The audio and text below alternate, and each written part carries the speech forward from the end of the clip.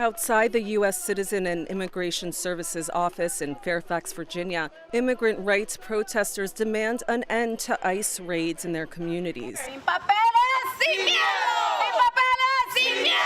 They are shouting, "Undocumented, no fear." They are part of a larger chorus of activists, immigrants, and rights groups nationwide who were galvanized to action after President Trump's June 17th tweet threatening to remove millions of undocumented individuals unless Democrats in Congress fix the loopholes in the U.S. asylum laws. He gave them a 2-week deadline.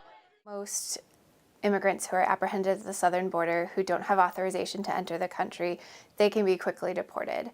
But if they instead apply for asylum, that application process takes a long time. Many of them are then permitted into the United States while they're applying for asylum. So in the president's mind, that's a loophole in our southern border security system because it allows people to enter the country. It's not the first time President Trump has threatened mass deportations. Shortly after his inauguration in January 2017, Trump said he would deport 3 million undocumented immigrants with criminal records. That never happened. It's very traumatizing, it's something that we as immigrants feel in our bones and in our blood. Every time that we see the news, we know that this is targeted, these policies and politics are targeting us, right? It's a white supremacist society and racist government. Still, some Americans, such as William Green, president of Americans for Legal Immigration, think deportations should have happened a long time ago.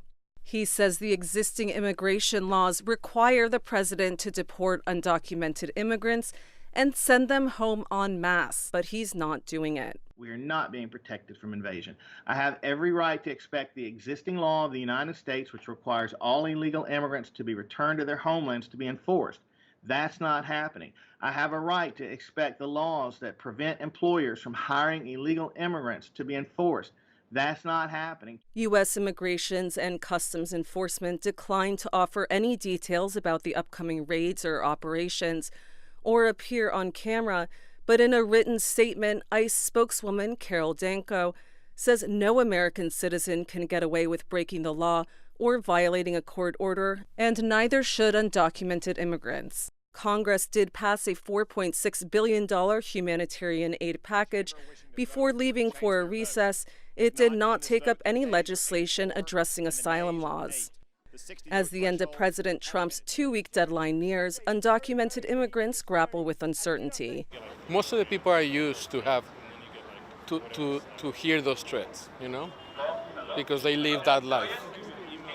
But of course, when this announcement comes, they are more alert. Because we start receiving a couple of tips, like there's 10 vans in the gas station, so we went there and there was no vans. But, sometimes they get a little more. In the meantime, as America celebrates its independence this holiday weekend, migrant communities continue to exercise their free speech rights. We want to let them know that we will stand for everyone behind us, our families, our neighbors, myself, because even though we don't have documents, we're not afraid. For VOA News, I'm Schuyler Ogden.